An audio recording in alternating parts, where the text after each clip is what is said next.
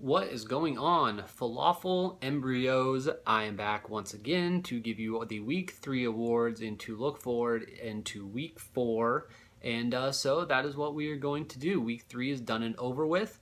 We didn't see as much bloodshed as we did in Week 2. Not as many injuries, although there were a couple. But nothing quite like what we saw once we left Week 2. So hopefully you're able to deal with those. And we've also got bye weeks starting this week, the Packers and the Eagles. So just make sure you've got that in mind.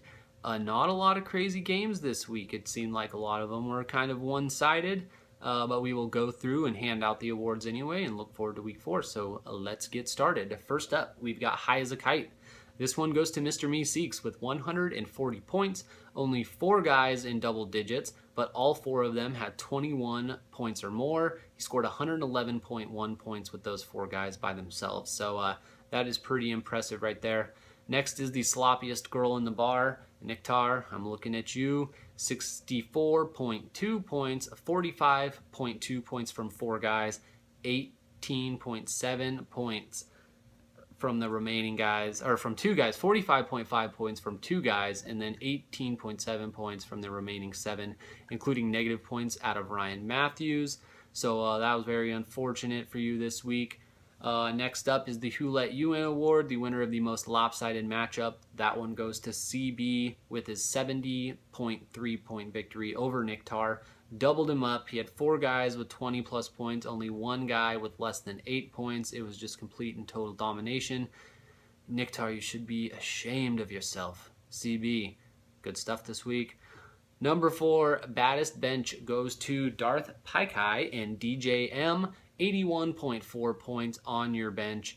Carlos Hyde and Terrell Pryor with 25 plus points apiece, and Michael Thomas with 16.6 points. So the moving on, not even supposed to be here award. No one gets this award. All of these games were blowouts, like I said, which means the tighter than a crab's vagina award, which would normally be next year, is also not going to be handed out because there weren't any tight matchups. I think all of them were at least 20 points away or close to 20 points. So just no one is going to be earning that one this week.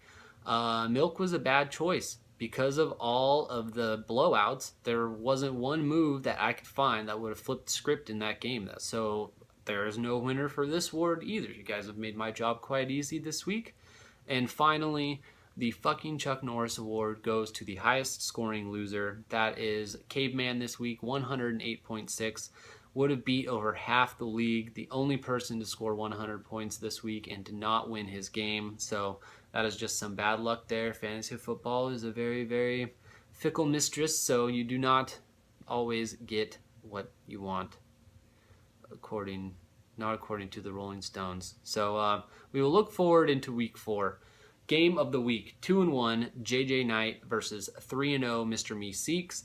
Then the game of the week, Junior, we've got 2-1 Benchwarmers versus 2-1 team of Darth Paikai and DJM. And then we've got good versus bad, 2-1 Go Pack Go versus 0-3 Dead Duck. You've got to pull that win out, buddy. No offense, Go Pack Go. I just been looking for everyone to get off the schneid here, except for Jetty. I wasn't looking for him in his video. And then for the battles of mediocrity, we've got 2-1 Evan versus 1-2 Niktar, 1-2 Caveman versus 1-2 S Ramir, and 1-2 Fantasy Insider versus 1-2 CB. So those are the matchups of this week. Week 4, we've only got 10 weeks left until the playoffs start.